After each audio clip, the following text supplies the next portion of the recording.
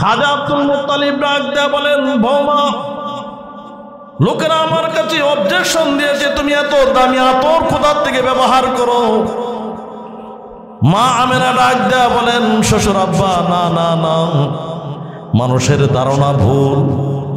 যেদিন থেকে আমার পেটে সন্তান এসেছে ওই দিন থেকে আমার শরীরের মধ্যে অটোমেটিকলি সুন্দর সুঘ্রাণ আরম্ভ হয়ে গেছে।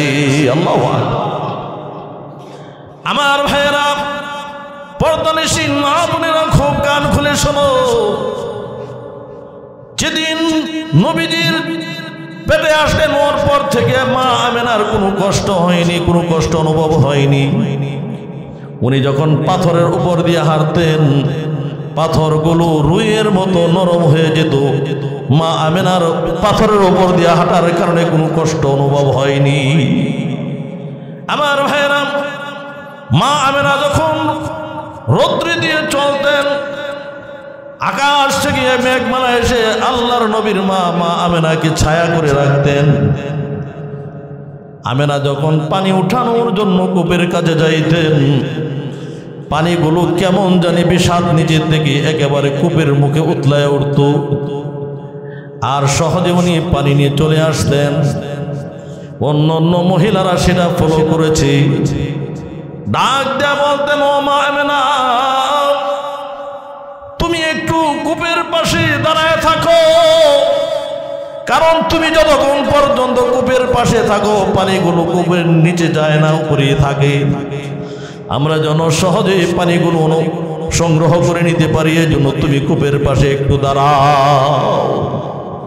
আমার ভাইয়েরা, মা আমেনার বক্তৃতা হলো, উনি যখন রাস্তা দিয়ে হাঁটতেন শিশু মোহাম্মদ পেটে ছিল, আর যখন মা আমেনা রাস্তা দিয়ে হাঁটতেন রাস্তা থেকে গাছপালা তরুলতা থেকে সালাম চলে আসতো, মা আমেনাকে সালাম দিতেন। আমার ভাইয়েরা, আপনার আমার নবী পৃথিবীর জমিনে আসার পর আরো কিছু ঘটনা ঘটেছিল। মা আমেনার নিজের সন্তান শিশু মোহাম্মদকে উম্মে আইমান দাসীর হাতে তুলে দিলেন আর বললেন, উম্মে আইমান, শিশুটাকে সুন্দর করে যত্ন করে হেফাজত করবা, কোনো সমস্যা যেন না হয়। একটু পর উম্মে আইমান ডাক দেয়া বলেন, ও মা আমেনা, এতক্ষণ পর্যন্ত শিশু আমার হাতে ছিল, এখন আর আমি খুঁজে তালাশ করে পাই না। এমন সময় উপরের থেকে আওয়াজ আসছে। ডাক দেয়া বলেন, আমেনা, ভয়ের কোনো কারণ নাই, টেনশনের কারণ নাই। পৃথিবীর জমিনে শিশু মোহাম্মদ জন্ম লাভ করার কারণে আকাশবাসীরা আমার কাছে আবদার করে, আল্লাহ দুনিয়ার জগৎ ধন্য হয়ে গেছে, তোমার হাবিবকে একটু ঊর্ধ্ব জগৎ নিয়ে আসো, যেন আমরা ঊর্ধ্ব জগৎবাসীও ধন্য হয়ে যেতে পারি। সুবহানাল্লাহ। আমার ভাইয়েরা, মা আমেনা ডাক দেওয়ার, হে পৃথিবীর নারী জাতিরা, মা জাতিরা শোনো, সন্তান জন্মের সময় প্রত্যেকটা মার প্রসব বেদনা অনুভব হয়, কিন্তু আমি শিশু মোহাম্মদকে জন্ম দেওয়ার সময়, শিশু মোহাম্মদকে প্রসব করার সময় আমার কোনো প্রসব বেদনা অনুভব হয়নি, আমার কোনো কষ্ট হয়নি। আমার চোখের মধ্যে কেমন জানি একটু গুম গুম ভাব লেগে গেল। একটু পর যখন আমি চোখ খুলে তাকাইলাম, তাকায় দেখি গো পৃথিবীর দামি চারজন মহিলা আমার সামনে দাঁড়ানো। হযরতে হাওয়া আলাইহিস সালাতু ওয়াস সালাম, বিবি সারা, হযরতে মারিয়াম, এভাবে চারজন মহিলা আমার কাছে দাঁড়ানো। ডাক দেয়া বলতেছেন, হে আমেনা, তোর জন্য বড় সুসংবাদ শোনো, তোমার গর্ভে থেকে যে সন্তানের আজকে জন্ম হবে, এই সন্তান হবে মহামানব, সন্তান হবে সাইয়্যিদুল আম্বিয়া, সাইয়্যিদুল মুরসালিন।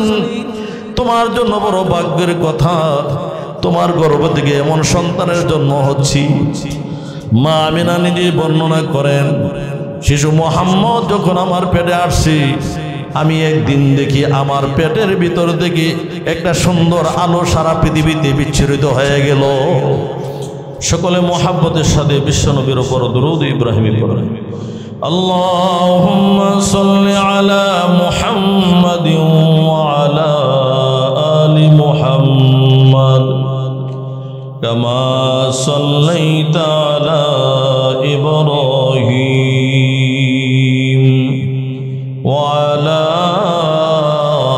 آل إبراهيم إنك حميد مجيد اللهم بارك على محمد وعلى آل محمد كما باركت على إبراهيم وعلى آل إبراهيم إنك حميد مجيد عشق محبوب خدا जिस दिल में हासिल नहीं लाखों मोमिन हो मगर ईमान में कामिल नहीं बलगल उला बिकमालिही कशफत दुजा बिजमालिही हसनत जमीउ खिसालिही सल्लु अलैहि व आलिहि ला इलाहा इल्लल्लाह ला इलाहा इल्लल्लाह ला इलाहा इल्लल्लाह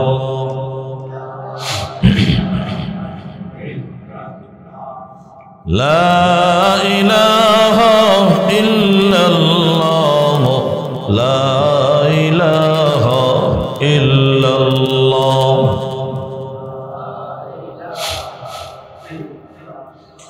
ला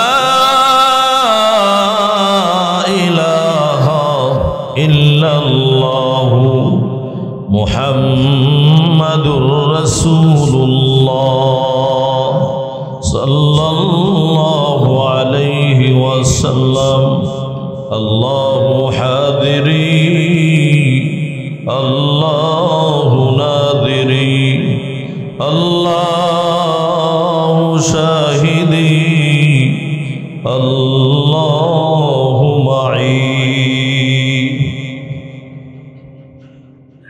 ওলামা পরিষদ যশোর ইউনিয়ন কর্তৃক আয়োজিত আজকের সিরাতুন নবী সাল্লাল্লাহু আলাইহি ওয়াসাল্লাম সম্মেলনের সম্মানিত সভাপতি জনাব আলহাজ হযরত মাওলানা জাকির হোসেন কাসেমী দামাত বরকাতুহুম, আজকের প্রধান আলোচক সারা বাংলার আলোড়ন সৃষ্টিকারী আমার অত্যন্ত শ্রদ্ধাভাজন মহাব্বতের বড় ভাই আল্লামা মুফতি আব্দুল বাতিন কাসেমী বারাকাল্লাহু ফি হায়াতি হযরত চলে আসছেন, সবাই বলে আলহামদুলিল্লাহ। আলোচনা করেছেন আমাদের অত্র এলাকার কৃতি সন্তান হযরত মাওলানা আব্দুর রহমান হাশিমি, ইসলামপুরের সিনিয়র শিক্ষক হযরত মাওলানা মুফতি মঞ্জুরুল ইসলাম আড়াই হাজারি। এই মুহূর্তে আমি আপনাদের সামনে কুরআনুল কারীমের সূরা আল ইমরানের 31 নম্বর আয়াতে কারিমা এবং 21 পারা সূরাতুল আহজাবের 21 নম্বর আয়াতে কারিমা তেলাওয়াত করেছি।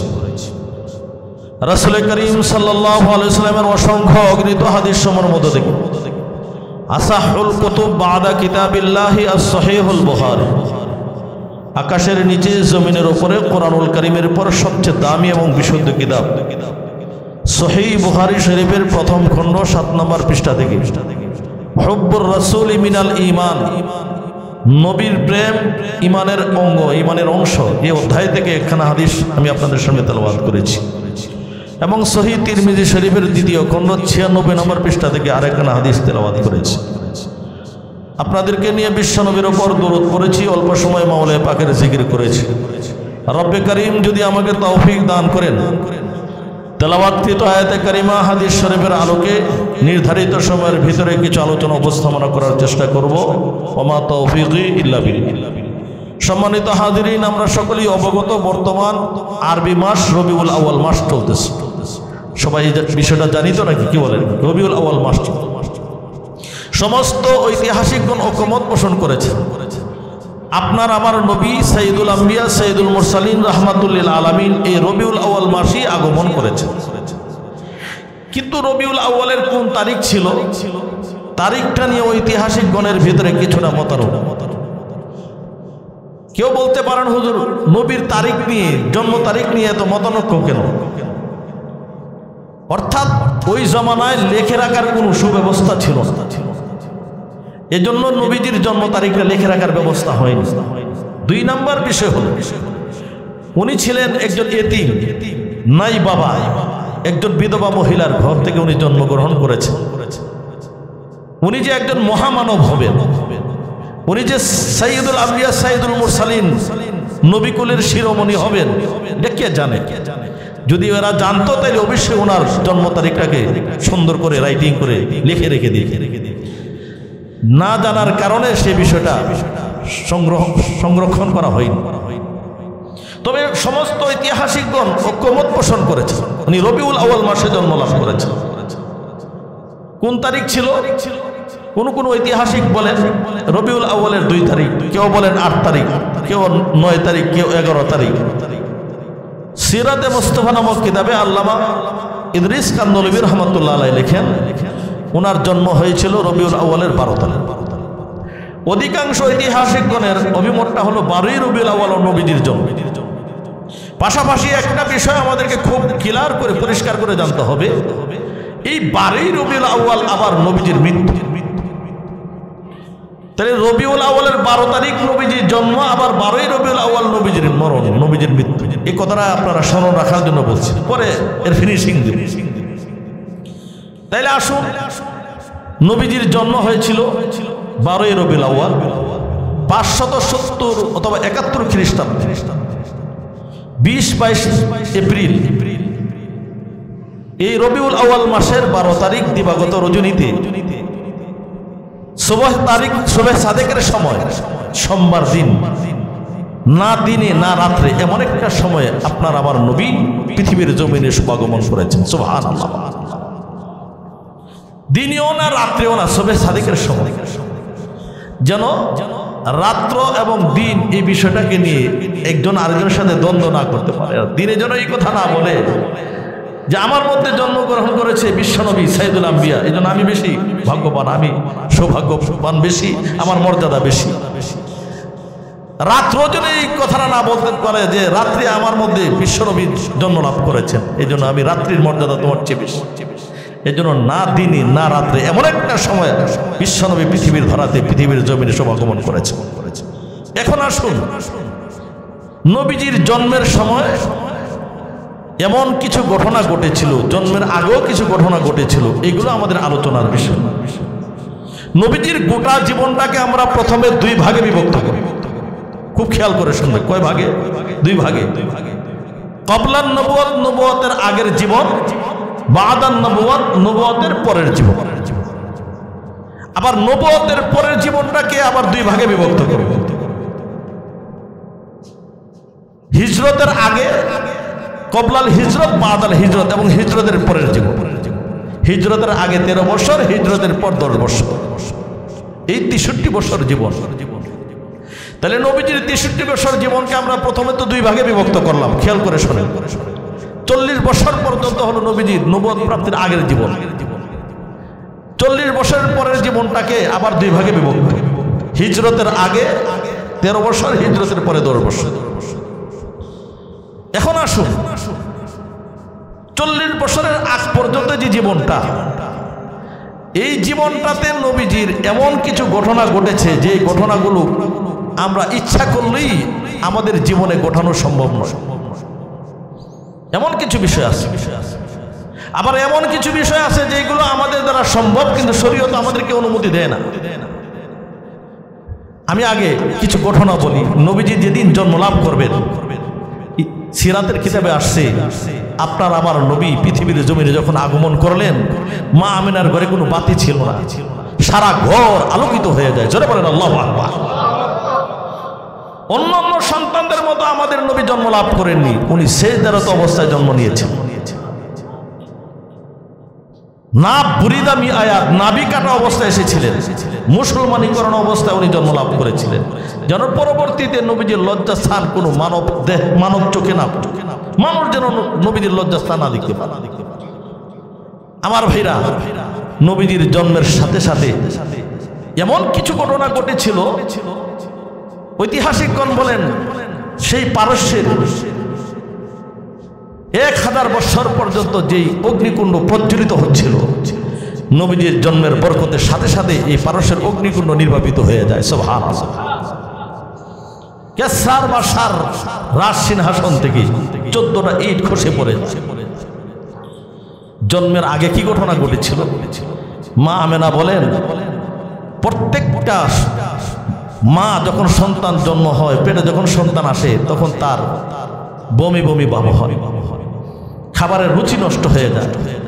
মা আমেনা বলেন, আমার এই ধরনের কোনো অসুবিধা হয়নি। শিশু মুহাম্মদ আমার পেটে যখন জন্ম লাভ করলেন, আমার এই ধরনের কোনো খারাপ অনুভূতি হয়নি। সিরাতের কিতাবের মধ্যে আসছে আমার ভাই, মা আমিনার শরীর থেকে জান্নাতি মেশক আম্বরের সুঘ্রাণ ছড়ায় পড়ত। মক্কা লোকেরা যখন ওনার বাড়ির পার দিয়া যাইতেন, এত সুন্দর সুঘ্রাণ। খাজা আব্দুল মুত্তালিবকে ডাক দেয়া বলেন, ও খাজা আব্দুল মুত্তালিব, তোমার বৌমা যার স্বামী নাই, বিধবা একজন মহিলা এত দামি আতর কোথা থেকে পায়? এত দামি আতর কোত্থেকে সে ব্যবহার করে? খাজা আব্দুল মুত্তালিব ডাক দেয়া বলেন, বৌমা, লোকেরা আমার কাছে অবজেকশন দিয়েছে, তুমি এত দামি আতর কোথা থেকে ব্যবহার করো? মা আমেনা ডাক দেয়া বলেন, শ্বশুর আব্বা, না না না, মানুষের ধারণা ভুল। যেদিন থেকে আমার পেটে সন্তান এসেছে, ওই দিন থেকে আমার শরীরের মধ্যে অটোমেটিকলি সুন্দর সুঘ্রাণ আরম্ভ হয়ে গেছে। আল্লাহু আকবার। আমার ভাইয়েরা, পর্দানিশীন মা বোনেরা, খুব কান খুলে শোনো। যেদিন নবীজির পেটে আসলেন, ওর পর থেকে মা আমেনার কোনো কষ্ট হয়নি, কোনো কষ্ট অনুভব হয়নি।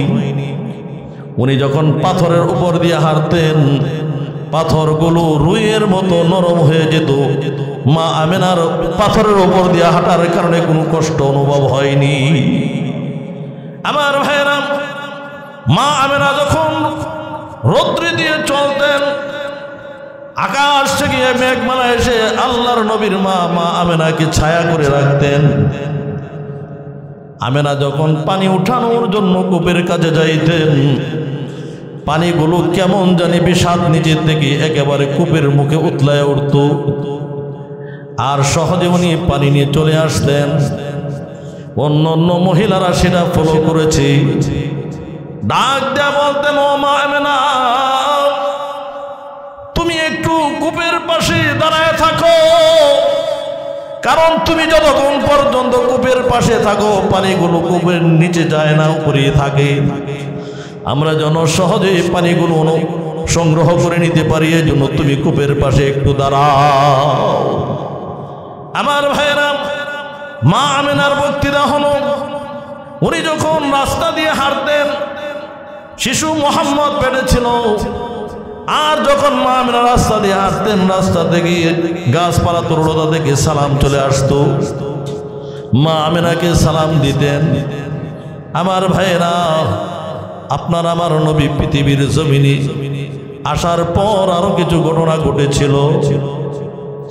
মা আমেনার নিজের সন্তান শিশু মোহাম্মদকে উম্মে আইমান দাসীর হাতে তুলে দিলেন, আর বললেন, উম্মে আইমান, শিশুটাকে সুন্দর করে যত্ন করে হেফাজত করবা, কোনো সমস্যা যেন না হয়।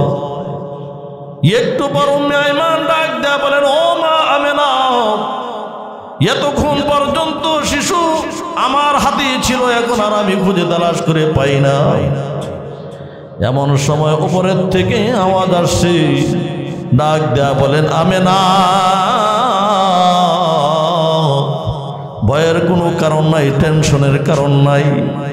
পৃথিবীর জমিনে শিশু মুহাম্মদ জন্ম লাভ করার কারণে আকাশবাসীরা আমার কাছে আবদার করে, আল্লাহ দুনিয়ার জগৎ ধন্য হয়ে গেছে, তোমার হাবিবকে একটু ঊর্ধ্ব জগৎ নিয়ে আসো, যেন আমরা ঊর্ধ্ব জগৎবাসীও ধন্য হয়ে যেতে পারি। সুবহানাল্লাহ। আমার ভাইরা, মা আমেনা ডাক দেওয়ার, হে পৃথিবীর নারী জাতিরা, মা জাতিরা শোনো, সন্তান জন্মের সময় প্রত্যেকটা মার প্রসব বেদনা অনুভব হয়, কিন্তু আমি শিশু মুহাম্মদকে জন্ম দেওয়ার সময়, শিশু মুহাম্মদকে প্রসব করার সময় আমার কোনো প্রসব বেদনা অনুভব হয়নি, আমার কোনো কষ্ট হয়নি। আমার চোখের মধ্যে কেমন জানি একটু গুম গুম ভাব লেগে গেল। একটু পর যখন আমি চোখ খুলে তাকাইলাম, তাকায় দেখি গো পৃথিবীর দামি চারজন মহিলা আমার সামনে দাঁড়ানো। হযরতে হাওয়া আলাইহিস সালাতু ওয়াস সালাম, বিবি সারা, হযরতে মারিয়াম, এভাবে চারজন মহিলা আমার কাছে দাঁড়ানো। ডাক দেয়া বলতেছেন, হে আমেনা, তোর জন্য বড় সুসংবাদ শোনো, তোমার গর্ভে থেকে যে সন্তানের আজকে জন্ম হবে, এই সন্তান হবে মহামানব, সন্তান হবে সাইয়্যিদুল আম্বিয়া, সাইয়্যিদুল মুরসালিন।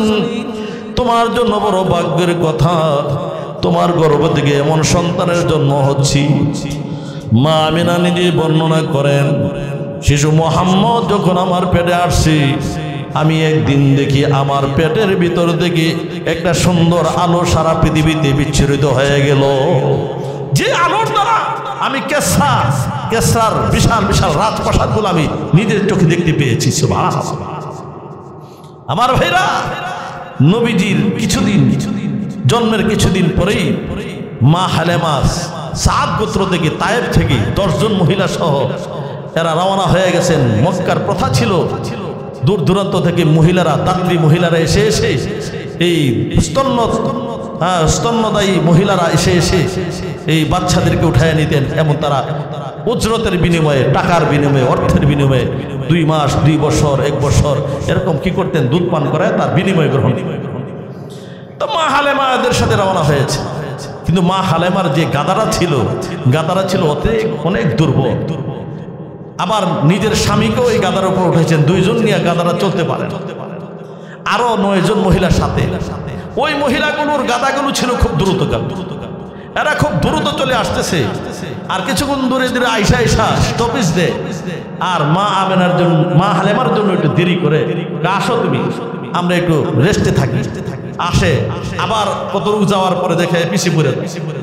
এইভাবে 3 বার স্টপেজ দিয়েছে। 3 বার স্টপেজ দেওয়ার পরে ওই 9 জন মহিলা ডাক দেয়া বলেন, হালেমা,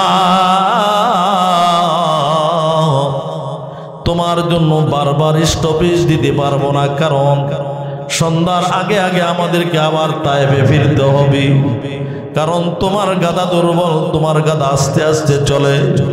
এভাবে আমরা যাইতে যাইতে বিকাল হয়ে যাবে, সন্ধ্যার আগে আমরা আমাদের তায়েফে বাড়িতে ফিরতে পারবো না। সবাইকে আগে আগে গিয়ে ভালো ভালো সন্তানদেরকে বেছে নিয়েছে।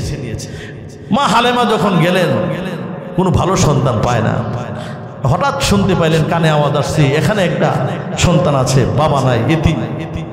মার নাম আমেনা, দাদার নাম খাজা আব্দুল মুত্তালিব। চিন্তা করেন, আসছি যখন খালি হাতে যাব না, একটু দেখে যাই।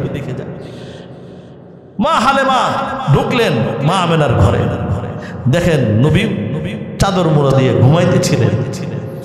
মা হালেমা ডাক দেয়া বলেন, আমেনা, একটু মুখটা খোলো না, তোমার শিশুটারে দেখে। যে মাত্র মুখটা খুললেন, নবীজি একটু মুচকি হাসি দিলেন। আল্লাহু আকবার। মা হালেমার হৃদয়টা কেড়ে নিলেন, মা হালেমার হৃদয় কেড়ে নিলেন। হালেমা বলেন, আজকে আমি আর খালি হাতে যাব না। স্বামীকে বললেন, আসছি যখন এই শিশু নিয়েই যাও। এখন মা আমেনার কাছ থেকে শিশু নিয়ে গেলেন। যখন গাদার উপর উঠাইয়া রওনা হয়ে গেলেন, যে গাদা আসার সময় আসছিল সবার শেষে, যাওয়ার পথে এটা এত দ্রুতগামী যাচ্ছি, সবার অগ্রে, সবার আগে চলে গেল। জোরে বলেন আল্লাহু আকবার। 9 জন মহিলা ডাক দেয়া বলেন, ও মা হালেমা, তুমি কি গাদা পরিবর্তন করেছো নাকি? তোমার গাদা তো ছিল দুর্বল, সবার পিছনে পেছনে এসেছিল। মা হালেমা ডাক দেয়া বলেন, না না না, আমি গাদা পরিবর্তন করি নাই, কিন্তু গাদার সাওয়ারি পরিবর্তন করেছি। শিশু মোহাম্মদকে আমার গাদার উপর ওঠানোর পর আমার গাদা তেজি হয়ে গেছে। বাড়িতে যাওয়ার পর সব জিনিসের মধ্যে বরকত শুরু হয়ে গেছে, সব জিনিসের মধ্যে বরকত আরম্ভ হয়ে গেছে। আমার ভাইরা, এইগুলো হলো নবীজির জীবন বৃত্তান্ত। সারা রাত্র আলোচনা করলো, রাত্র শেষ হবে নবীর অলৌকিক ঘটনা বলে বলে শেষ করা যাবে না। এইগুলোকে নবীজির জীবন বৃত্তান্ত বলা হয়। এটাকে আরবি ভাষায় বলা হয় মিলাদুন নবী, নবীর জীবন বৃত্তান্ত। এটা আলোচনা করার বিষয়, এটা আলোচনা করা যায়, আলোচনা করলে বরকত হবে। এই পৃথিবীর জমিনে নবীজির জন্ম নিয়ে আনন্দ করেছিল আবু লাহাব। সর্বপ্রথম আনন্দ করে কে করেছিল? আবু লাহাব। নবীজির জন্মের সাথে সাথে আবু লাহাবের বাদী দাসী সুয়াইবা নবীর কাছে গিয়ে ডাক দেয়, আবু লাহাবের কাছে গিয়ে ডাক দেয়, বলে, আবু লাহাব, তোমার এমন সুন্দর এক ভাতিজা জন্ম হয়েছে মা আমিনার গর্ভ থেকে। আমার জীবনে কত শিশু দেখছি, এত সুন্দর শিশু আমার জীবনে কোনোদিন দেখি নাই। আল্লাহু আকবার। আবু লাহাব খুশি হইয়া তারে 2 আঙ্গুলের দ্বারা ইশারা করে আজাদ করে দিস। বুখারীতে ঘটনা আসছে, এই 2 আঙ্গুলের দ্বারা আজাদ করে দিস। সর্বপ্রথম মিলাদ পালন করেছে, নবীজির জন্ম নিয়ে আনন্দ করেছে। আবার যখন এক সময় নবীজি নবুয়ত প্রাপ্তির পর সমস্ত আরববাসীকে দাওয়াত দেওয়ার জন্য পাহাড়ে উঠে ইয়া সাবাহ বলে ডাক দিলেন, সবাই একত্রিত হয়ে যায়। তখন নবীজি বলেন, আমি যদি বলি পাহাড়ের অপর প্রান্তে একদল শত্রু আত্মগোপন করেছে, যে কোনো সময় তোমাদের উপর আক্রমণ করতে পারে, তোমাদের বিশ্বাস হবে কি? মক্কার সমস্ত লিডারগুলো এক বাক্যে জবাব দিল, কেন বিশ্বাস হবে না? তুমি তো কোনোদিন কোনো মিথ্যা কথা বলো, তুমি আলামিন, তুমি সত্যবাদী। তখন তিনি বললেন, তাহলে শুনে নাও, আমি তোমাদের জন্য যে ধর্ম নিয়ে এসেছি, আমি তোমাদের জন্য যে ধর্ম নিয়ে এসেছি, কালিমা নিয়ে এসেছি, গ্রহণ করো, তাহলে তোমাদের সফলতা, আর না হয় তোমাদের জন্য জাহান্নামের আগুন অপেক্ষায় আছে। সর্বপ্রথম প্রত্যাখ্যান করেছে আবু লাহাব। আবু লাহাব বলেন, তাব্বান লাকা আলিহাদা জামাতানা, মুহাম্মদ তোমার ধ্বংস হোক, এই জন্যই তুমি আমাদেরকে জমা করেছো।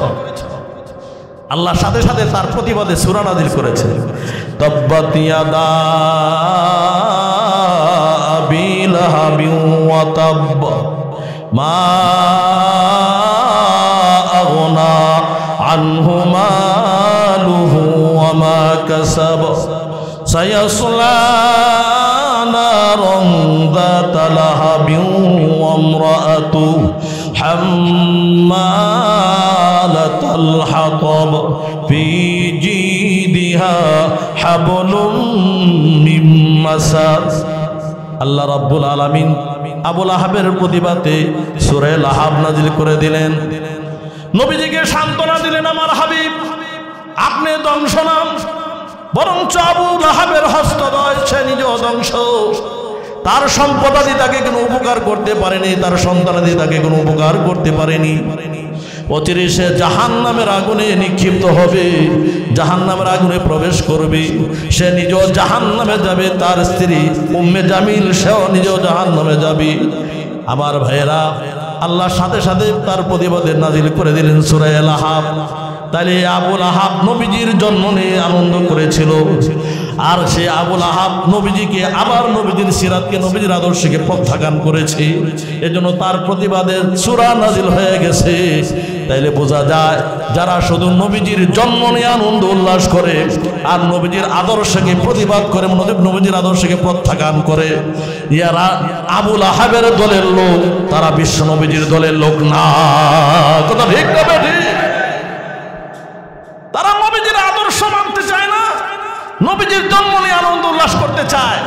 12 রবিউল আউয়াল আসলে গান গায়, 12 রবিউল আউয়াল আসলে নবী আমরা তোমাকে কত ভালোবাসি, 12 রবিউল গেলে নবী আমরা তোমায় ভুলে যাই। জশ্নে জুলুস করি, মিলাদ পড়ি, আরো কত মিষ্টি খাই। আশেক রাসূলদের চেহারার দিকে তাকাইলে নবীজির আদর্শের চিহ্ন নাই। কথা ঠিক না বেঠিক? 12 রবিউল আউয়াল আসলে দেখা যায় নবীজির নবীজির জন্ম নিয়ে আমি ঈদ মিলাদুন নবী পালন করেন। আবার এটার সুন্দর নাম দিয়েছে ঈদ মিলাদুন নবী, নবীজির জন্ম নিয়ে ঈদ উদযাপন করে। আমি আপনাদেরকে পরিষ্কার ভাষায় বলতে চাই, মুসলমানদের ঈদের দিন হলো দুইটা, বছরে দুইটা, প্রতি সপ্তাহে জুমার দিন একটা ঈদের দিন। কথা ঠিক না বেঠিক?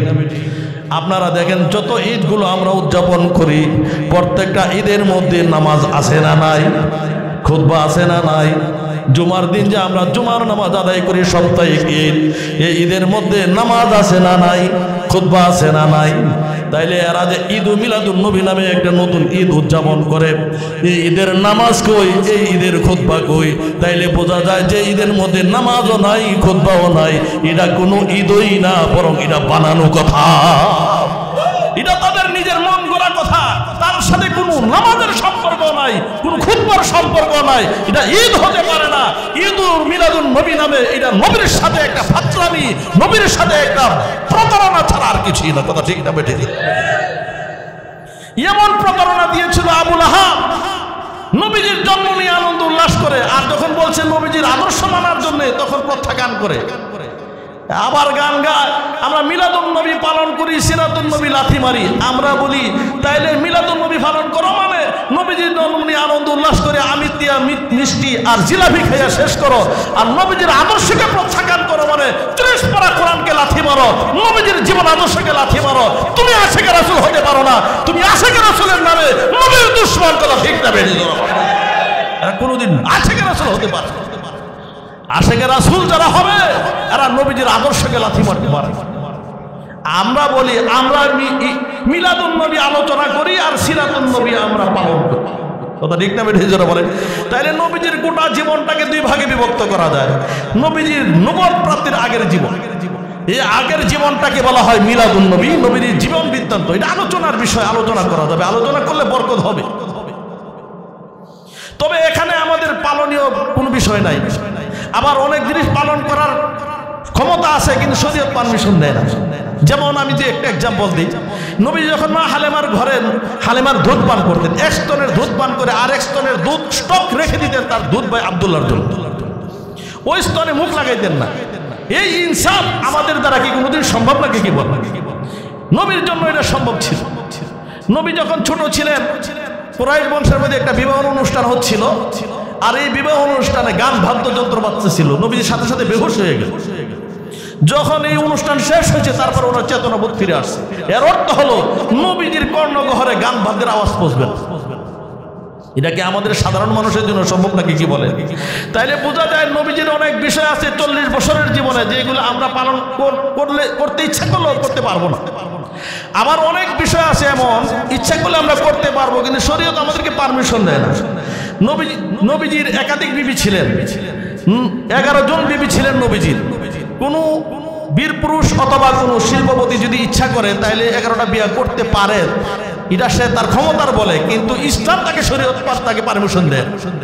এজন্য নবীজির 40 বছরের আগের জীবনে অনেক বিষয় এমন আছে যেগুলো আমরা ইচ্ছা করলে পালন করতে পারবো না, আমাদের পালন করার ক্ষমতাই নাই। আবার অনেক বিষয় আছে এমন যেগুলো ইচ্ছা করলে আমরা পালন করতে পারবো, কিন্তু শরীয়ত আমাদেরকে পারমিশন দেয় না। সুতরাং ওইগুলো শুধু আমাদের আলোচনার বিষয়, আলোচনা করতে পারবো। আর 40 বছরের পরের জীবনটা এটাকে দুই ভাগে বিভক্ত করা যায়। হিজরতের আগে 13 বছর, হিজরতের পর 10 বছর। এই 23 বছর জীবনে নবীজির বয়স যখন 40 বছর 6 মাস 16 দিন, ওই দিন নবীজির কাছে ইকরা বিসমি রাব্বিকাল্লাযী খলাক খলাকাল ইনসানা মিন আলাক। নবীজিকে হযরত জিবরাইল আমিন ডাক দেয়া বলেন ইকরা। নবীজি বলেন মা না বিকারিন, আমি পরোয়ান হয়ে পড়তে পারবো না। বারবার বললেন পড়ো, নবীজি বলেন আমি পরোয়ান হয়ে পড়তে পারবো না। তখন হযরত জিবরাইল আমিন নবীজি নিজের সিনার সাথে সিনা লাগায় মৃদু চাপ দিলেন। কুদরতি ব্লুটুথের মাধ্যমে আল্লাহ কোরআনের আয়াতগুলোকে জিবরাইলের সিনা থেকে আপনার আমার নবীর সিনার ভিতরে ঢুকায়া দিয়েছে। সুবহানাল্লাহ। নবীজির সাথে সাথে 5টা আয়াত পড়ে দিলেন। নবীজির শরীরে জ্বর এসে গেছে, ঘাম বের হয়ে গেছে। সাথে সাথে খাদিজাতুল কুবরার হুজরাতে ঢুকলেন। জাম্মিলুনি জাম্মিলুনি, আমাকে চাদর দিয়ে আবৃত করে দাও। এই তো নবীজির কাছে কোরআন আসা শুরু হয়ে গেল। কখনো 5 আয়াত, কখনো 2 আয়াত, কখনো 1 সূরা, কখনো 2 সূরা, এভাবে নবীজির কাছে দীর্ঘ 23 বছরের প্রয়োজন অনুসারে একটু একটু করে নবীজির কাছে কোরআন আসছে। এক সাহাবী হযরত আমাদের আয়েশাকে বলেন, আম্মা জান, নবীজির চরিত্র কেমন ছিল? কানা খুলুকুহু খুলুকুল কোরআন। 30 পারা কোরআনে যা আছে নবীজির চরিত্রের মধ্যে তা আছে। আল্লাহু আকবার বলেন। তাহলে 30 পারা কোরআন নবীজির জীবনের আদর্শের ফটোকপি, বাস্তব। তাইলে বোঝা যায় 30 পারা কোরআন হলো সিরাতুন নবী, আর 40 বছরের আগের জীবন হলো মিলাদুন নবী। ওইটা হলো শুধু আলোচনার বিষয়, আর সিরাতুন নবী হলো পালনের বিষয়। কারণ এই 30 পারা কোরআনের মধ্যে নামাজের কথা আছে, রোজার কথা আছে, হজের কথা আছে, যাকাতের কথা আছে, হালাল আছে, হারাম আছে, জায়েজ আছে, না জায়েজ আছে, জিনা করলে কি শাস্তি হবে শাস্তির কথা আছে, চুরি করলে কি শাস্তি হবে শাস্তির কথা আছে। এগুলো হলো সব সিরাত। আর 40 বছরের আগে হলো মিলাদ। তাইলে আমরা মিলাদুন নবী এবং সিরাতুন নবী বুঝতে আমাদের অসুবিধা হয়েছে কি বলেন? সিরাতুন নবীও বুঝতে পারছি, মিলাদুন নবী বুঝতে পারছি। সিরাতুন নবী হলো পালনের বিষয়। সাহাবায়ে কেরাম নবীজিকে কেমন পালন করতেন, কেমন ভালোবাসতেন, নবীজিকে কেমন ভালোবাসতেন। আল্লাহু আকবার। নবীজির জীবনে একবার সিঙ্গা লাগাইছেন। আমি একটু ইতিহাস বলি। তখন আব্দুল্লাহ ইবনে জুবায়ের রাদিয়াল্লাহু তাআলাকে এই সিঙ্গার লাগানোর রক্তগুলো ওনার হাতে দিয়ে বলছেন, এই রক্তগুলো মাটির নিচে পুঁতে রাখি। সাহাবী হযরত আব্দুল্লাহ ইবনে জুবায়ের চলে গেলেন, দূরে গিয়া ডাইনে বামে তাকায়া চিন্তা করলেন, নবীজির রক্ত মাটির মধ্যে পুঁতে রাখবো, এটা আমার জন্য বেয়াদবি। সাথে সাথে পান করে নিলেন। জোরে বলেন আল্লাহু আকবার। কি পরিমাণ ভালোবাসা, প্রেম, কি পরিমাণ আন্তরিকতা থাকলে এই কাজ করলে। নবীজির কাছে আসার পর আমার নবী ডাক দেয়া বলেন, ও আব্দুল্লাহ ইবনে জুবায়ের, তুমি রক্তটা কোথায় দাফন করেছো? হযরত আব্দুল্লাহ ইবনে জুবায়ের রাদিয়াল্লাহু তাআলা ডাক দেয়া বলেন, ইয়া রাসূলুল্লাহ, ইয়া হাবিবাল্লাহ, পৃথিবীর কোনো মাটির মধ্যে আমি আপনার রক্ত দাফন করিনি, আমি আমার পেটের ভিতরে দাফন করে দিয়েছি। আল্লাহু আকবার। আমার নবী ডাক দেয়া বলেন, আব্দুল্লাহ, যেই পেটের ভিতরে আমি নবীজির রক্ত ঢুকে গেছে, আমি সুসংবাদ দিচ্ছি, শোনো, লান তামাসসাকান নার ওয়া আবাদা, জাহান্নামের আগুন তাকে কোনোদিন স্পর্শ করতে পারে না। উহুদ যুদ্ধের সময় সাহাবায়ে কেরাম যখন বিক্ষিপ্ত হয়ে গেলেন, নবীজি একটা গর্তের ভিতরে পড়ে যান। নবীজির শিরস্ত্রাণ, হেলমেটের 2টা কড়া নবীজির মাথার ভিতরে ঢুকে দেন। হযরত আবু বকর পাগল পারা হয়ে গেলেন খোলার জন্য। এমন সময় নবীজির আরেকজন সাহাবী হযরত উবাইদা ইবনুল জাররাহ রাদিয়াল্লাহু তাআলা আনহু দৌড়ায় গেলেন। ডাক দেয়া বলেন, আবু বকর, আমাকে একটু সুযোগ করে দেন, এই সুবর্ণ সুযোগটা আমি গ্রহণ করতে চাই। হযরত উবাইদা ইবনুল জাররাহ রাদিয়াল্লাহু তাআলা আনহুকে সুযোগ করে দেওয়া হয়। হযরত উবাইদা ইবনুল জাররাহ রাদিয়াল্লাহু তাআলা আনহু হাতে নয় বরং কামড় দিয়ে নবীজির কড়াটা বের করতে চেষ্টা করলেন। তখন নবীজির কড়া তো বের হয়ে গেল, একটা কড়া বের হয়েছে, আর হযরত উবাইদার একটা দাঁত সাথে সাথে শহীদ হয়ে যায়। আরেকটা কড়া বের করার জন্য আবার কামড় দিলেন, টান দিলেন, আরেকটা কড়া বের হয়ে যায়, আরেকটা দাঁত শহীদ হয়ে যায়। নবীজির কত জায়গা থেকে রক্তকরণ হচ্ছিল। নবীজির আরেকজন সাহাবী হযরতে মালিক ইবনে সিনান রাদিয়াল্লাহু তাআলা আনহু দৌড়ায় আসলেন। নবীজির রক্ত এই উহুদের ময়দানে পড়বে, এটা বেয়াদবি হয়, এজন্য ঠোঁট লাগাইয়া চুমুক দিয়া ওই চোষণ দিয়া রক্তগুলো পান করে নিলেন। নবীজি তাকায়া বললেন, লান তামাসসাকান নারু আবাদা, ওরে মালিক ইবনে সিনান, যে শরীরের মধ্যে আমার রক্ত ঢুকে যায়, স্মরণ রাখো ওই শরীরের জন্য জাহান্নামের আগুন হারাম হয়ে যায়। আমার ভাইয়েরা, আসুন, নবীর প্রেমের আলোচনা করে শেষ করা যাবে না। সাহাবায়ে কেরাম নবীজিকে কেমন বেশি ভালোবাসতেন, কত বেশি ভালোবাসতেন। উহুদ যুদ্ধের সময় নবীজিকে পাহারাদারি করার জন্য হযরত আবু দুজানা, আবু তালহা নবীজিকে পাহারাদারি করার জন্য বডিগার্ড হিসাবে নবীকে জাবরায়া ধরলেন। আর তীর আসতেছে একের পর এক পর্যায়ক্রমে। হযরত আবু দুজানা বলেন, আমার পিঠটা আমি জাজরা করে দেব, কিন্তু আমার নবীর শরীরে একটা তীরের আঘাত লাগতে দেব না। যুদ্ধ শেষে দেখা গেল আবু দুজানার পিঠের মধ্যে 70 থেকে 80টা পর্যন্ত ছিদ্র হয়ে গেছে, কিন্তু তারপরও আল্লাহর নবীর শরীরে একটা টাচ লাগতে দেয় না। নবীজির আরো একজন সাহাবী ছিলেন হযরত আবু কাতাদা ইবনে নুমান। হযরত কাতাদা ইবনে নুমান রাদিয়াল্লাহু তাআলা আনহু নবীজিকে বডিগার্ড হিসেবে পাহারাদারি করতেছিলেন। এমন সময় একটা তীর এসে চোখের মধ্যে লেগে যায়, ওনার চোখ বের হয়ে যায়। চোখ বের হয়ে যাওয়ার পর এই চোখটা নবীজির কাছে নিয়ে গেলেন। ওগো নবীজি, আমার চোখটা খুলে পড়ে গেছে। নবীজির সাথে সাথে ওই চোখটাকে ওনার পুত্রের ভিতরে রেখে আবার আল্লাহর কাছে দোয়া করলেন, আল্লাহ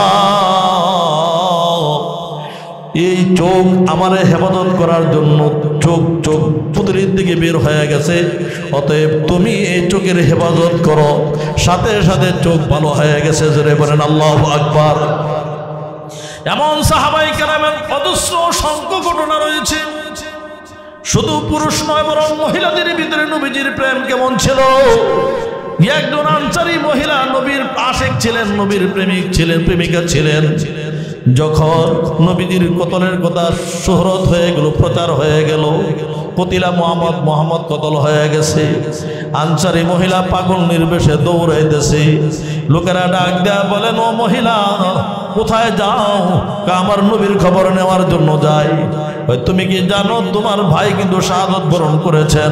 বলেন ইন্না লিল্লাহ। আরো সামনে গেলেন, আবার কিছু লোকের সাথে সাক্ষাৎ, ডাক দেয়া বলেন, ও মহিলা কোথায় যাও?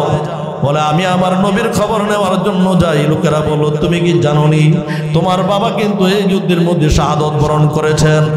মহিলা আরো সামনে গেলেন, লোকেরা ডাক দেয়া বলেন, ও মহিলা কোথায় যাচ্ছ? আমি আমার নবীর খবর নেওয়ার জন্য যাচ্ছি। লোকেরা বলেন, তুমি কি জানো তোমার স্বামী কিন্তু এই যুদ্ধে শাহাদাত বরণ করেছেন? বলেন ইন্না লিল্লাহ। আমার নবী কেমন আছে? আরো কতটুকু সামনে যাওয়ার পর ডাক দেয়া বলেন, ও মহিলা তুমি কোথায় যাচ্ছ? আমার নবীর খবর নেওয়ার জন্য যাচ্ছি। তুমি কি জানোনি তোমার কলিজার টুকরা সন্তান শহীদ হয়ে গেছে? এখন আরো সামনে যায়, লোকেরা ডাক দেয়া বলেন, এই মহিলা ওই যে দেখো পাহাড়ের চূড়ার মধ্যে নবীজি বসে আছেন। এই মহিলা দৌড়ে নবীজির সামনে চলে যান, আর ডাক দেয়া বলেন, কুল্লু মুসিবাতিন বাদাকা জালাল। ওগো নবীজি, সব মুসিবতগুলো আপনাকে দেখার পরে আমার কাছে সহজ হয়ে গেছে। সবগুলো মুসিবত আমার কাছে একেবারে সহজ হয়ে গেছে আপনাকে পাওয়ার পরে। জোরে বলেন না সুবহানাল্লাহ। মহিলাদের ভিতরে কেমন প্রেম ছিল। এক মহিলা যুদ্ধের ময়দানে নিজের 6 বছরের কচি বাচ্চা নিয়ে আইসা ডাক দেয়া বলে, ওগো নবীজি, আমার কচি বাচ্চারা আপনি যুদ্ধের ময়দানে নিয়ে যান। নবীজি বলেন, এই কচি বাচ্চা দিয়ে আমি কি করব? ওগো নবীজি, আমার স্বামীও নাই, উপযুক্ত কোনো সন্তানও নাই, এটাই আমার সম্পদ। আপনি আমার সন্তানটাকে যুদ্ধের ময়দানে ঢাল ব্যবহার করবেন। যখন শত্রুর পক্ষ থেকে আপনার দিকে তীর আসবে, আমার সন্তান দিয়ে আপনি ফিরাবেন, যেন আপনার শরীরে কোনো তীরের আঘাত না লাগে। আল্লাহু আকবার বলে। কেমন ছিল মুহাম্মদ নবীজির ভালোবাসা। আমার ভাইরা আসুন, এমন নবীর আলোচনা করলে সারা রাত করা যাবে, কিন্তু আলোচনা করে শেষ করা যাবে না। আরেকজন মহিলার কথা বলি। বুখারীর মধ্যে ঘটনা আসছে, মহিলার নাম হলো হুরে মদিনা। মদিনার হুর বড় সুন্দরী মহিলা। এই মহিলার ঘটনা কিতাবে আসছে। নবী আলাইহিস সালাতু ওয়াস সালামের এক সাহাবী ছিলেন। ওই সাহাবী ছিলেন কালো বিশ্রী, নাম ছিল সাদ আসলামী। নবীজির দরবারে একদিন ডাক দেয়া বলেন, নবী গো, আমি কি জান্নাতে যেতে পারবো না নাকি? কাহা জান্নাতে যেতে পারবি? তাইলে আমার কাছে মানুষে তার মেয়েটা বিবাহ দেয় না কেন? এমন সময় আমার নবী ডাক দেয়া বলেন, সাহাবী, আচ্ছা দেখি, এখানে একজন সাহাবী চৌধুরী বংশের, নাম হলো আমর ইবনে ওয়াহাব আস-সাকাফি আল কুরাশি, উনি আছে কিনা দেখি। ওনার একজন মেয়ে আছে, বড় সুন্দরী, রূপসী, ষোড়শী, ওরে মদিনা তার নাম। ওই সাহাবী ওই দিন দরবারে ছিলেন না। নবীজি বলেন, যাও তুমি তোমার বিবাহের প্রস্তাব নিয়ে ওই সাহাবীর কাছে চলে যাও, গিয়ে বলবা আমি নবীজি বিবাহের প্রস্তাব দিয়ে পাঠাইছি। এখন ওই সাহাবী, কালো সাহাবী গেছেন, গিয়ে ডাক দেয়া বলেন, আমার সাকাফি, আমার সাকাফি, ওহাব সাকাফি বাড়িতে আছেন নাকি? তো উনি ঘর থেকে বের হয়ে আসছে, আচ্ছা বলেন, হুজুর আমারে পাঠাইছে একটা বিবাহের প্রস্তাব দিয়া। বিবাহের প্রস্তাব দিয়া পাঠাইছে, আপনার মেয়ে নাকি, আপনার মেয়ে আছে একটা সুন্দরী ষোড়শী। কাহা বর কেনা, নিজে যে বর এটা বলতে পারে না, শরম পায়, তো লজ্জা পায়। এখন আর কিছু বলে না, চুপ থাকে। তো উনি বুঝতে পারছে ও ওই কালো সাহাবী ওই মনে হয় বর হিসাবে আসছে। ফারাদ্দাহু রাদ্দান কাবিহান, বুখারীর ইবারত। উনি খুব প্রচন্ডভাবে এটাকে প্রত্যাখ্যান করলেন। এক হইলা কালা, আবার নাই সম্পদ নাই কিছু। কালা হইলেও যদি শিল্পপতি হইতা তাইলে আমার একটা বিবেচনার বিষয় ছিল, আর শিল্পপতি হইলে কালা হইলেও সমস্যা নাই, কারণ অর্থ আছে, মাল আছে। তুমি যে একেবারে কালা, নাই অর্থ, তোমার কাছে আমার সুন্দরী মেয়েটা কিভাবে উঠাই দিতে পারে? প্রত্যাখ্যান করছে। ওই সাহাবী চলে যায় আর ডাক দেয়া বলেন, এই আমর ইবনে ওহাব আস-সাকাফি, শোনেন, আপনার মেয়ে বিবাহ দিলে দেন, না দিলে নাই, কোনো সমস্যা নাই। আল্লাহর নবী বলেছেন আমি জান্নাতে যেতে পারবো, আমি জান্নাতে একজন সদস্য। জোরে বলেন আল্লাহু আকবার। সাহাবী চলে গেলেন। আর মহিলাদের একটা অভ্যাস আছে, কোনো ইম্পর্টেন্ট গুরুত্বপূর্ণ মেহমান আসলে মহিলারা কিন্তু পর্দার আড়াল থেকে শোনে এরা কি বলতে চায়। এখন তার মেয়েটা শুনছে নবী পাঠাইছে, তখন ডাক দেয়া বলে, ইয়া আবাতা, ইয়া আবাতা, আন-নাজাত, আন-নাজাত, ও বাবা, তাড়াতাড়ি মুক্তির পথ অবলম্বন করেন, মুক্তির পথ অবলম্বন করেন। কি হয়েছে? ওই যে একটা লোক আসছিল, হ্যাঁ বিবাহের প্রস্তাব নিয়ে আসছিল, হ্যাঁ ওই কালো সাহাবী আমার দেখার বিষয় না, প্রস্তাবটা দিয়ে পাঠাইছে কেনা এটা আমার দেখার বিষয়। নবী প্রস্তাব দিয়ে পাঠাইছে, চাই কানা হোক, চাই অন্ধ হোক, চাই কালো হোক, ওইটা আমার দেখার বিষয় নয়। নবী যেহেতু এই ছেলেটাকে আমার জন্য পছন্দ করেছেন, আমি হুরে মদিনা, সারা মদিনার সুন্দরী মহিলা হওয়া সত্ত্বেও ওই কালো সাহাবীর সাথে আমি বিবাহতে রাজি আছি। জোরে বলেন না আল্লাহু আকবার। আমাদের দেশের মহিলারা হইলে মৌলবী জামাই পছন্দ করে না, আবার কালা হইলে পছন্দ করে না, নামাজি হইলে পছন্দ করে না, তবলিগ করে একটু দাঁড়িয়ে আছে তো তৈলে আর পছন্দ না। কারণ হইল বর্তমান লাগবো সিমসান, তারপরে দৈনিক শেভ করে, তারপরে নায়কের মতো লাগবো, সব সময় টাইট ফিট পোশাক পরিধান করে, এমন। আল্লাহু আকবার। আর এই মহিলাদের কি চিন্তা ভাবনা? মহিলা এই কথা বলার পরে সাহাবীর তাড়াতাড়ি হঠাৎ চিন্তাটা ঘুরে গেল, বলছে ঠিক আছে, এটা সত্য কথা বলছে, বাস্তব বলছে। দৌড়ায়া নবীজির দরবারে চলে গেলেন, ইয়া বলে, ইয়া রাসূলুল্লাহ, ইয়া হাবিবাল্লাহ, একটু আগে আপনার পক্ষ থেকে একজন সাহাবী বিবাহের প্রস্তাব নিয়ে গিয়েছিলেন, আমি মেয়ের কাছ থেকে অনুমতি নিয়ে, ইজিন নিয়ে আপনার দরবারে হাজির হয়ে গেছি, তাড়াতাড়ি বিয়ে পড়ায় দিয়ে মজলিসে বিয়ে পড়ায় দিছে। বিবাহ পড়ানোর পরে ওই সাহাবীরে ডাক দেয়া বলেন, এই কালো সাহাবী, শোনো, তোমার তো টাকা পয়সা কিছুই নাই, যাও আমার নাম গিয়া বলবা হযরতে উসমান গনির কাছে গিয়া বলবা 200 দিরহাম দেওয়া, যাও আব্দুর রহমান আউবের কাছে বলবা 200 দিরহাম দেওয়া। এই জন্য এইভাবে কয়েকজনের কাছে পাঠাইছে। ওই সাহাবী দ্রুত গিয়া বলছে, নবী যদি পাঠায় 200 টাকা দেওয়ার জন্য 200 দিরহাম, নবীর সম্মানার্থে আরো বাড়ায় দিছে।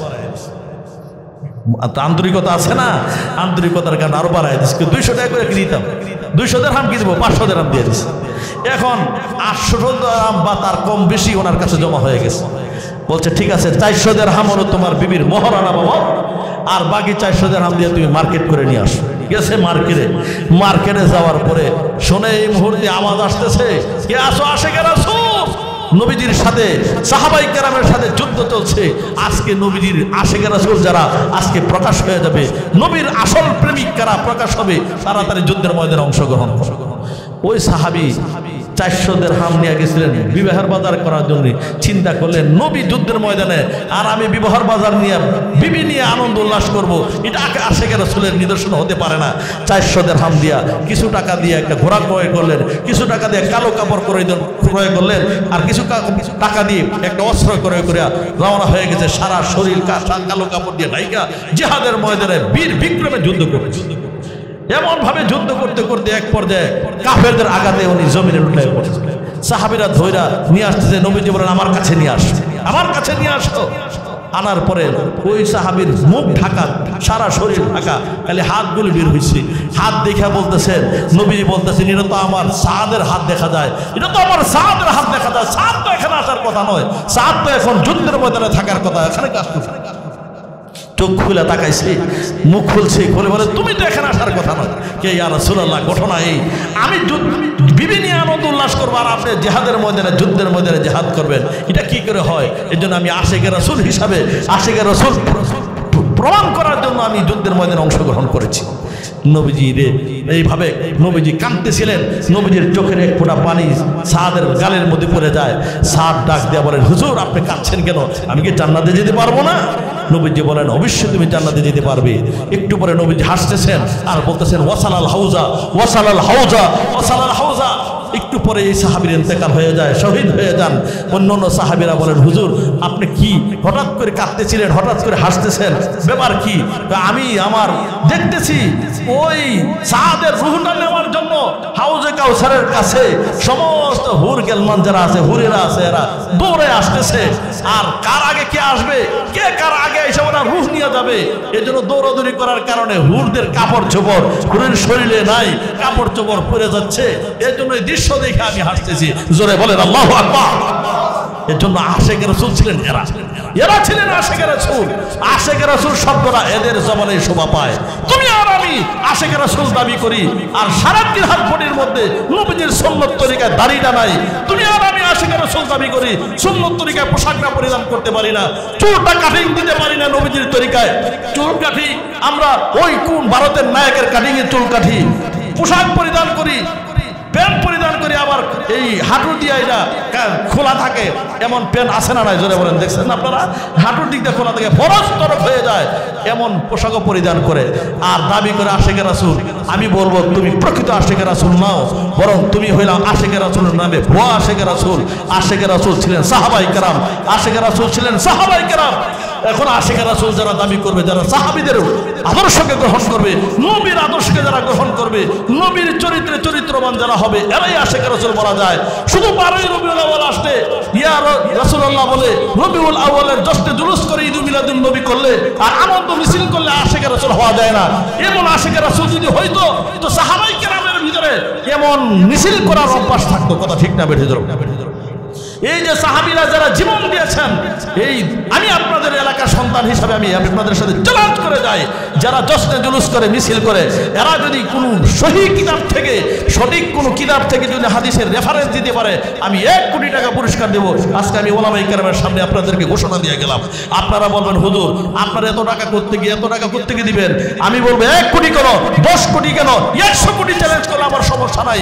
কারণ এই টাকা দেওয়া লাগবে না, কারণ এরাও দেখাইতে পারবে না, আমারও দেওয়া লাগবে। যেহেতু এরা দেখাইতে পারবে না, আমার 1 কোটি না 10 কোটি 100 কোটি চ্যালেঞ্জ করলে আমার অসুবিধা কি? স্পষ্ট করে বলে যেতে চাই, সাহাবায়ে কেরাম হযরত আবু বকর, ওমর, ওসমান, তাবিঈন, তাবিঈন, আইমে মুস্তাহিদিন, এরা কোনোদিন জশ্নে জুলুস করেন নাই, আনন্দ মিছিল করেন নাই। কথা ঠিক না বেঠিক জোরে বলেন? না হয় এরা নিজের জীবন দিয়েছেন, নিজের জীবন দিয়ে নবীকে ভালোবাসেন, নিজের চোখ শহীদ করেছেন, দান শহীদ করেছেন। কই এরা তো কোনোদিন নবীজির নামে আনন্দ মিছিল করেন, এরা তো নবীজির নামে ঈদ মিলাদুন নবী নামে কোনো নতুন ঈদ উদযাপন করেননি। এরা কথায় কাজী না, কাজে কাজী। কথা ঠিক না বেঠিক জোরে বলেন? আর তোমরা হইলা কাজে হইলা বুয়া, আর কথায় হইলে কাজী। কাজী দাবি করো, আশিকে রাসূল দাবি করো, অথচ তোমার 3.5 হাত বডির মধ্যে নবীর কোনো আদর্শ, খালি গাঞ্জা খাওয়ার বিড়িটা আছে না নাই? জোরে বলেন।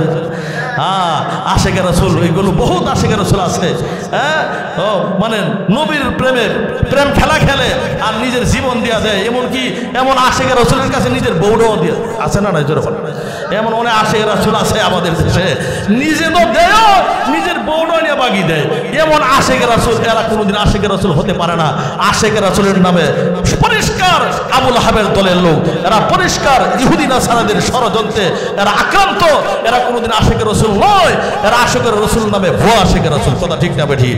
তবে কয়েকটা আলামত বলে যায়, যারা উরুস করে, 12ই রবিউল আউয়াল আসলে জশ্নে জুলুস করে, আজানের আগে ইয়া নবী, ইয়া রাসূলুল্লাহ, আসসালাতু ওয়াসসালামু আলাইকা ইয়া হাবিবাল্লাহ বলে, জানাজার পরে কয় দোয়া করে এলান, দোয়া করে তারপরে নবীর নাম শুনলে চোখে চুমু খায়। এগুলো সব হলো ভ্রান্ত এবং ভুয়া আশিকে রাসূলের আলামত। কথা ঠিক না বেঠিক যারা বলে।